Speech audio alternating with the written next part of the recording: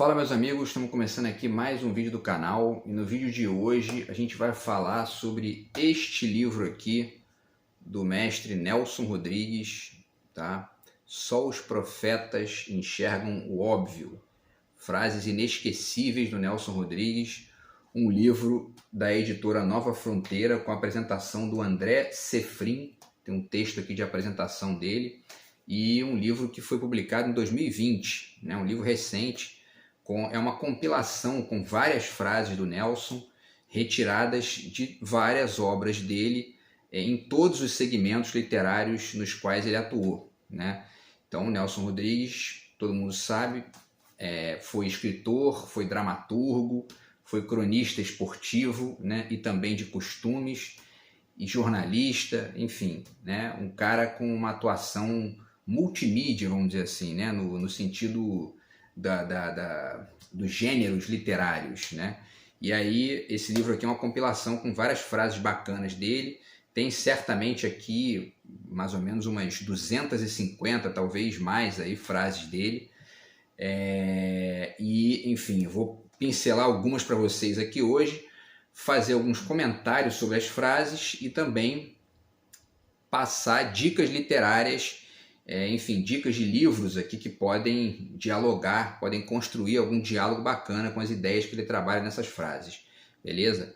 Então, antes disso, vamos falar rapidamente aqui só uns dados particulares aí do Nelson Rodrigues, né? Ele nasceu em Pernambuco, veio para o Rio de Janeiro, né? Se transformou nesse cara brilhante, nesse escritor genial e com uma história, com uma trajetória fantástica. E morreu cedo, inclusive, morreu com 68 anos, né? Ele nasceu no dia 23 de agosto de 1912 e morreu no dia 21 de dezembro de 1980, quer dizer, com 68 anos. Podia, inclusive, ter vivido mais, né? Pelo menos aí mais uns 15 anos que ele podia ter vivido e produzido, vai saber aí quantas pérolas brilhantes, né?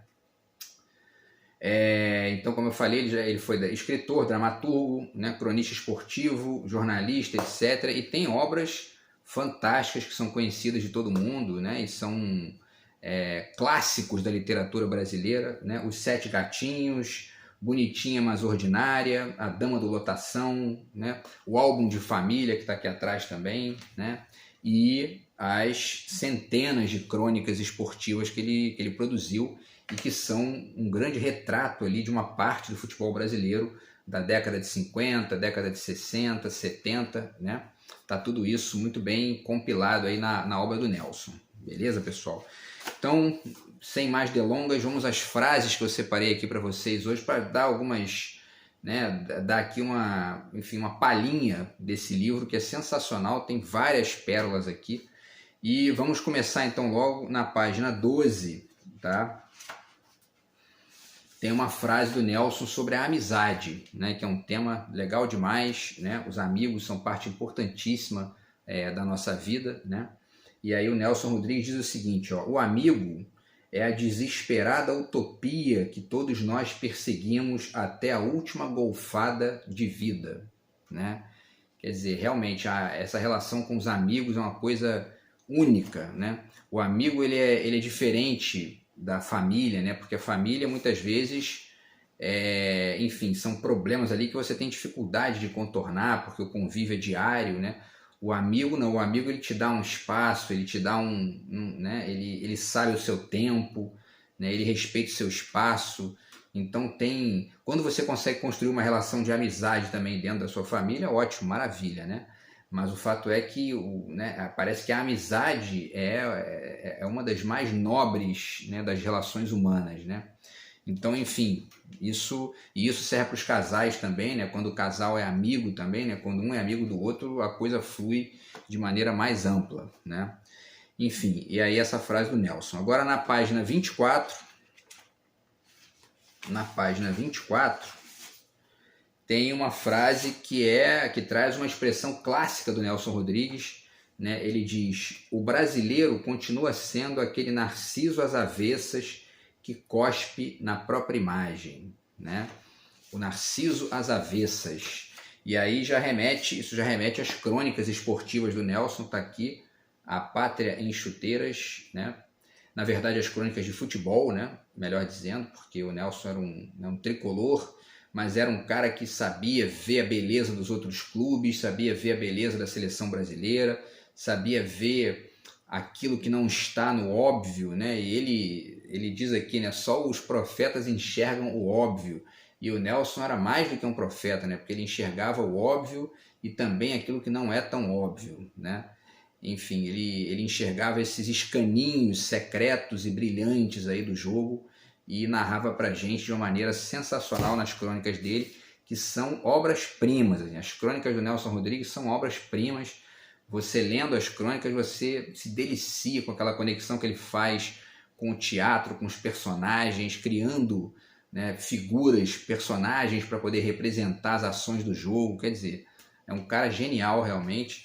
E essa expressão, o Narciso às avessas, tem conexão com essa coisa, né, do brasileiro de estar o tempo todo, enfim, batendo no próprio país, né? Eu lembro sempre, quando eu falo dessa frase, eu lembro de uma cena que eu vi muito na adolescência, na fase adulta também, ia para as festas, né, e aquela música do Legião Urbana tocava, né? Que país é esse e tal? E aí muita gente, nem todo mundo, mas muita gente gritava, né? É a porra do Brasil, quer dizer... muita gente pode dizer que isso é uma forma de protesto, mas eu não acho que seja uma forma de protesto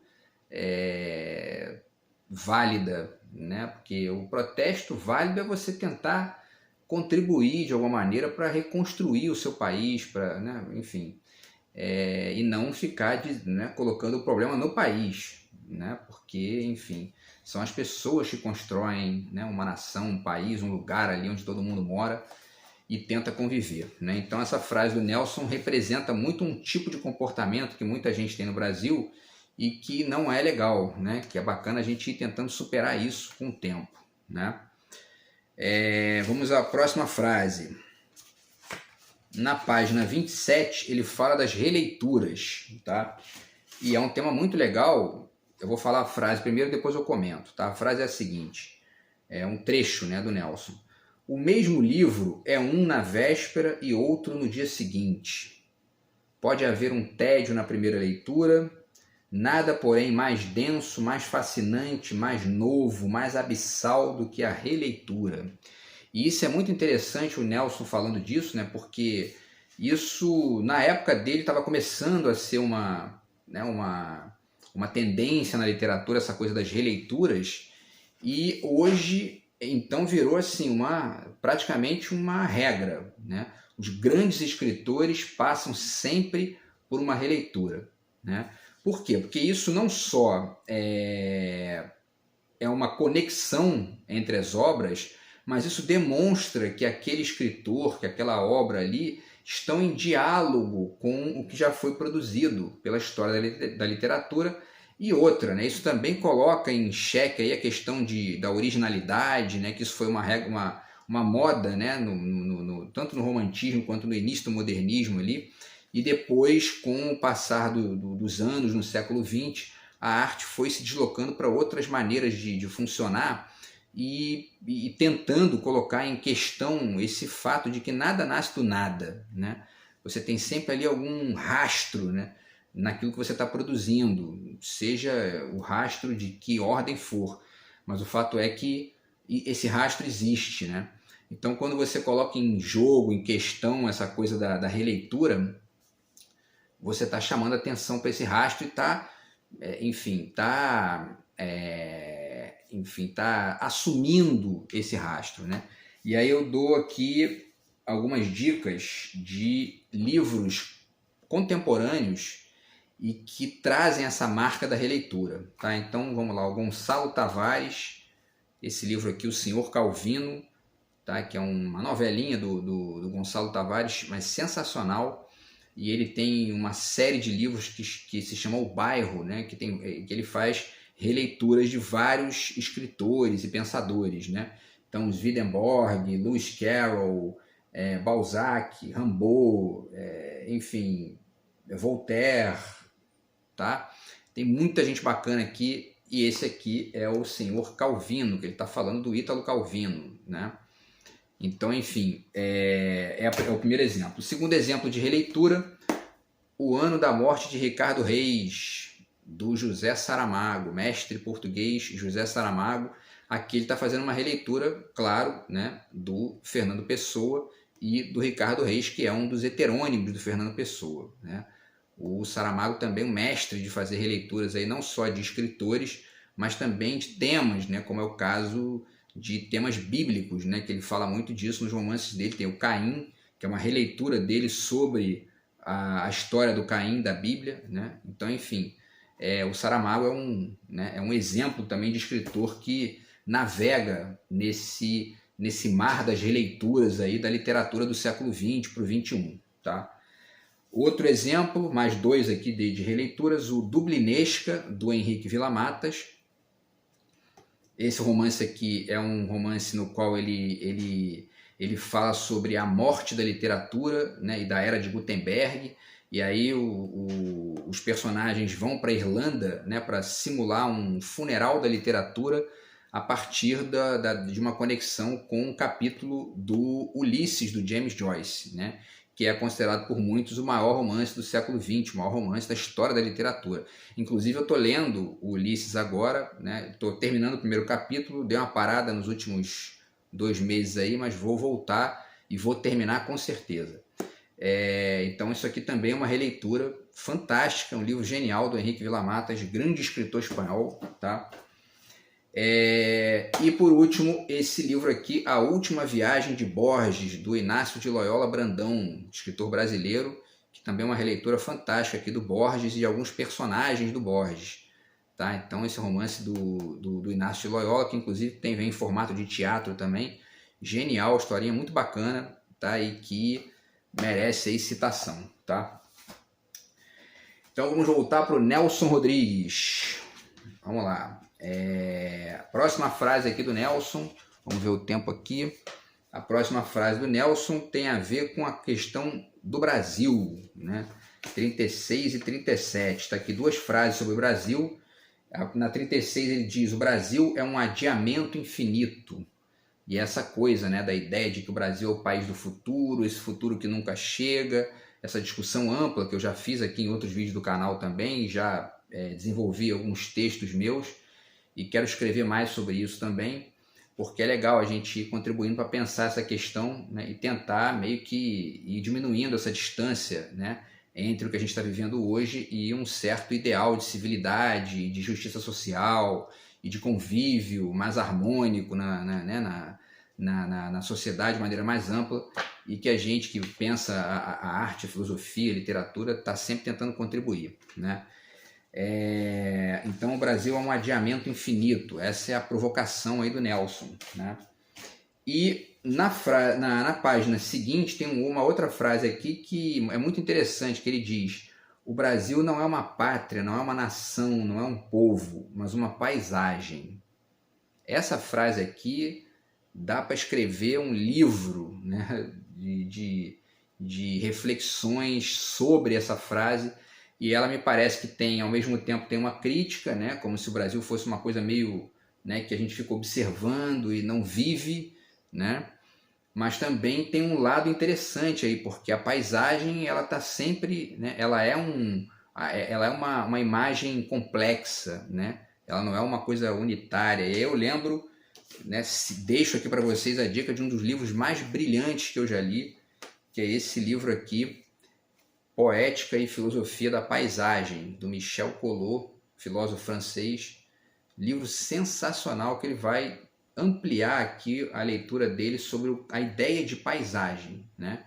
E ajuda a gente a ampliar, né, e a pensar, inclusive, a ideia de lugar, a ideia de país, a ideia de cidade, a ideia, enfim, né, da nossa vida de maneira geral, e também essa relação do observador com a cena, né? É um livro fantástico, fantástico.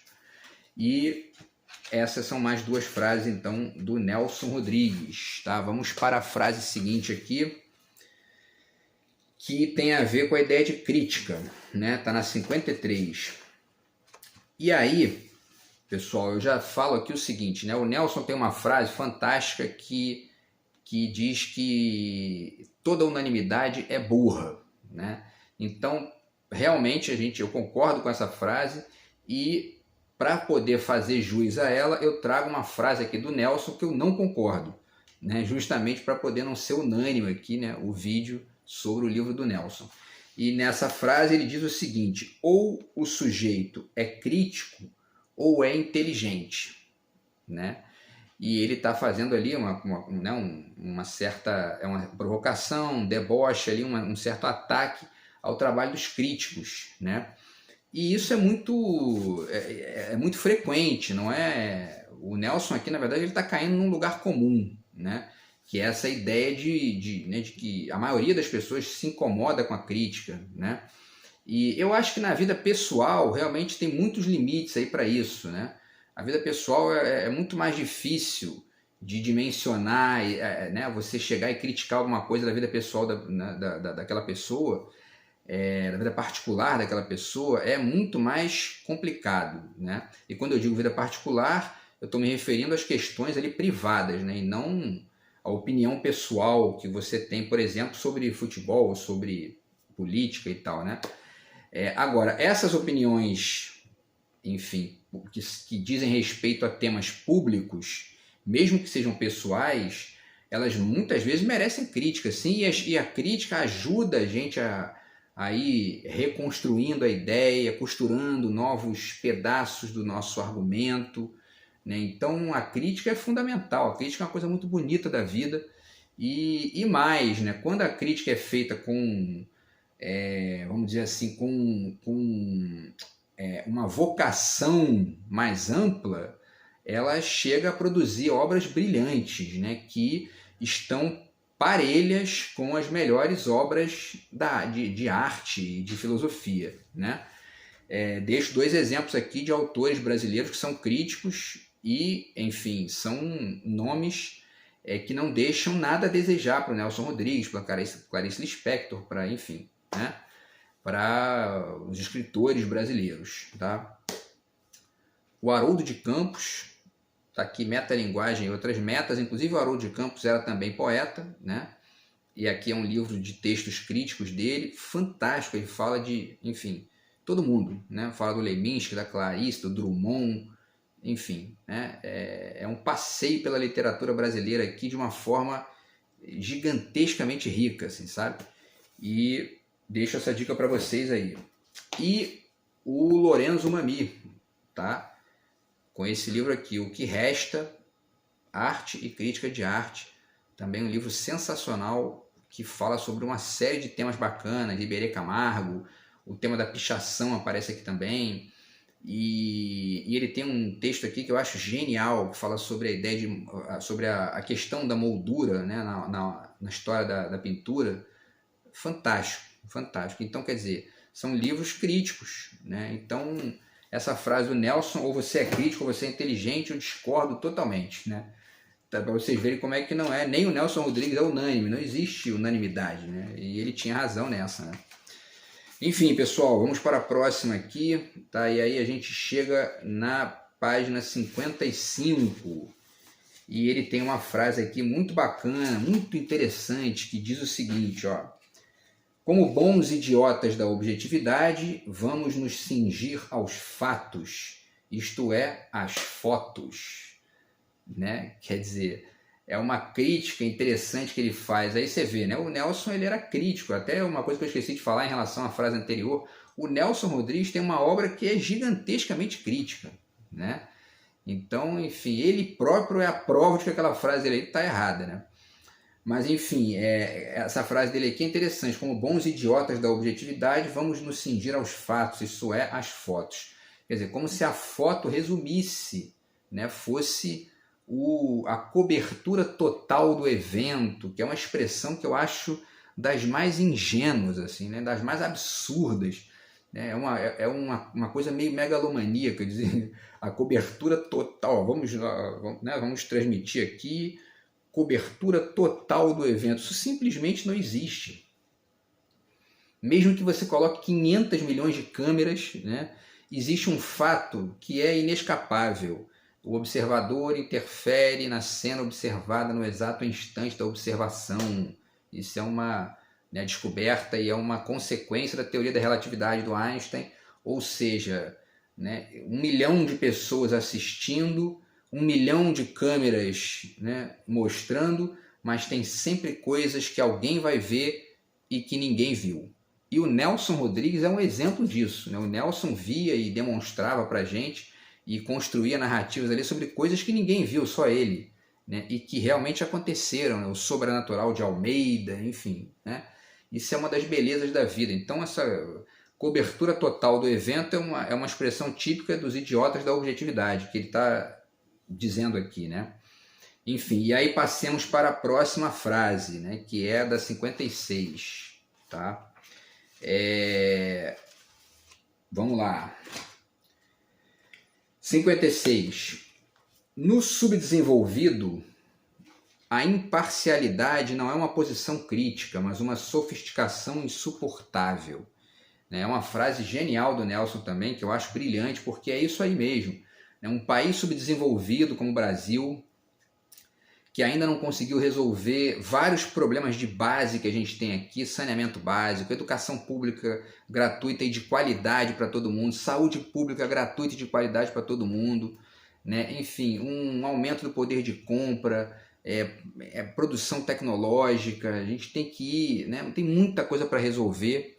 E num país como o nosso, né, que tem ainda essa carga de demandas, né, que é um país que o Nelson diz ali, né, que é uma coisa meio adiada, né, a gente não pode ter não pode ser imparcial, né? Quem tenta ser imparcial no Brasil ou não entendeu muito bem o que está acontecendo ou está numa posição cínica de tanto faz, né, que se dane, entendeu?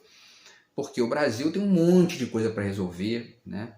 E outra, né? Quer dizer, por que eu estou citando essa questão do Brasil, né? Ligado a essa ideia de subdesenvolvimento, de imparcialidade? Porque ele está conectando a ideia de imparcialidade com a ideia de subdesenvolvimento. E a ideia de subdesenvolvimento é uma ideia geopolítica, né?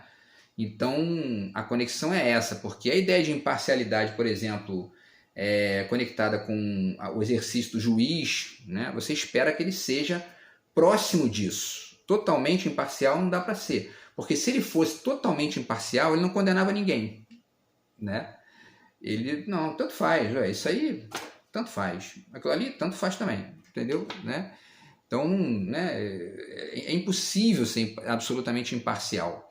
E aí, enfim, essa questão conectada com a ideia do subdesenvolvimento, isso fica ainda mais gritante, né? Porque a gente tem que militar, não no sentido idiota do termo, mas no sentido filosófico, no sentido amplo, né? Por mudanças, por melhorias, né?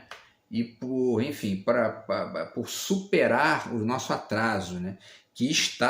Esse atraso, inclusive, botou a cabeça para fora da casca aí com o bolsonarismo de uma forma violenta e a gente tem que tentar superar isso, né? Então, essa frase do Nelson eu acho sensacional, tá? Vamos para a próxima. A próxima frase dele está na 62, na página 62. E aí ele diz o seguinte, ó: sem alma não se chupa nem um chicabom, né? Que é o picolé, aí a marca de picolé. E frase fantástica do Nelson também, porque realmente é isso, né? Não dá para ser absolutamente racional, que seria uma posição, mais ou menos a posição do imparcial, né? Que é essa coisa de você não se afetar com a...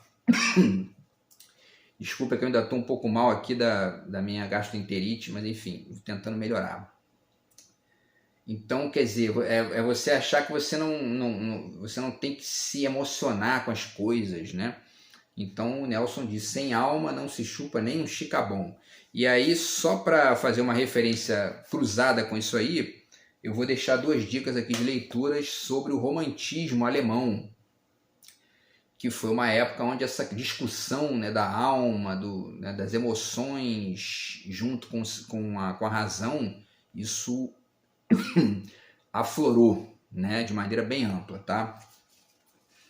Então tá aqui o livro do Walter Benjamin, O Conceito de Crítica de Arte no Romantismo Alemão, um grande livro do Benjamin, falando inclusive sobre o conceito de reflexão, tá? genial. E O Estio do Tempo, Romantismo e Estética Moderna, um livro do Pedro Duarte, pesquisador brasileiro da PUC. Excelente livro também, tá? Que esse livro aqui eu já li há bastante tempo e é um livro super atual, genial, assim, um livro fantástico para tentar compreender não só o romantismo, mas as conexões do romantismo com a modernidade, tá? Então, essa frase do Nelson remeteu a isso também. Então, estamos chegando ao fim aqui, né? Não vai dar para falar de todas, mas vamos tentar aqui falar de mais 2 ou 3 aqui, pelo menos, né? Na página 77, tem uma frase sensacional do Nelson, na qual ele fala sobre o futebol, né? Ele diz o seguinte, ó: os nossos descobridores, os nossos argonautas de cristal, olha só que frase, né? Sensacional, que expressão, né? Os nossos descobridores, os nossos argonautas de cristal, os nossos Lusíadas, os nossos mares estão no futebol. É essa percepção de que o futebol foi um momento em que o Brasil se descobriu ali como potência, né? Com um potencial, né? Enfim, de conquistar o mundo, né? E isso remete a esse livro brilhante aqui do Wisnik, do José Miguel Wisnik, Veneno Remédio, que eu já falei em vários vídeos aqui, sempre vale a pena citar de novo, tá? O futebol e o Brasil, certo? Que dialoga muito com o Nelson Rodrigues, cita o Nelson várias vezes, enfim, e tem tudo a ver com essa questão que o Nelson coloca nessa frase aqui, né? Enfim, e aí, pessoal, vamos tentar aqui falar mais 2 frases rápidas, tá? Na página 79, tem uma frase muito interessante do Nelson sobre o passado, tá? Sobre o passado, e diz o seguinte: se não fosse o passado, estaríamos todos nas cavernas, roendo pedra, ou no bosque, uivando a lua, né? Porque existe essa moda de dizer, deixa o passado para lá, né? O passado já morreu, não sei o quê. E esse papo de passado já morreu, ele é sempre perigoso, porque ele gera os Bolsonaros da vida, né? Você começa a achar que, porque uma tendência da modernidade, e que continua até hoje em vários segmentos da sociedade, inclusive na forma como as pessoas vivem o consumo, por exemplo, da obsolescência planejada, essa troca de produtos incessante, né? Isso interfere no intelecto das pessoas, né? Na maneira de ver o mundo. E aí, você começa a achar que realmente, tudo tem que ser novo o tempo todo, né? E tal, e vai esquecendo o passado. De repente, você esquece que teve nazismo, que teve golpe militar, né? Que teve fascismo. E aí, daqui a pouco, né, um bosta desse brota aí do esgoto, né? Por quê? Porque todo mundo começa a esquecer o passado e aí, de repente, alguma coisa volta, né? Da catacumba do tempo, que são essas coisas bizarras aí. Para além do fato de que a própria história da gente, o que nós somos, né? A frase do Nelson é isso também, né? Se não fosse o passado, a gente estava ainda grunhindo nas cavernas. Então, todas as palavras que eu estou dizendo aqui nasceram na minha consciência, na minha mente, né, com a história da minha vida. Então, essa conversa de que deixa o passado para lá, o passado já morreu, é conversa meio tosca, entendeu? Não tem muito nexo isso não. E aí eu deixo 2 dicas aqui para finalizar esse tema, que são Uma Breve História do Tempo, né, livro do Stephen Hawking, tá, que você pode ler aí para dialogar com essa frase do Nelson, e o grande conto do Borges, né, o Funes o Memorioso, porque o excesso de memória também é problemático, e o Funes representa muito bem isso. Esse conto fantástico do Borges, nesse livro aqui, o Ficções, tá? Então é isso, pessoal. Tinha até mais frases aqui para mostrar, mas não vai dar tempo, né? Porque o vídeo já estourou o tempo aqui. E eu deixo para vocês essa dica fantástica aqui desse livro do Nelson Rodrigues, tá? Só os profetas enxergam o óbvio. Frases inesquecíveis do Nelson Rodrigues. Brilhante, esse cara que deixou uma obra aí, né, vasta, inteligente, provocativa, enfim, né, com uma série de coisas bacanas para a gente pensar. E que muitas delas têm a ver com o que a gente está vivendo hoje no Brasil, tá? Beleza, pessoal? Então é isso. Boa leitura para vocês aí. E a gente se vê no próximo vídeo do canal. Beleza? Abraço e fui!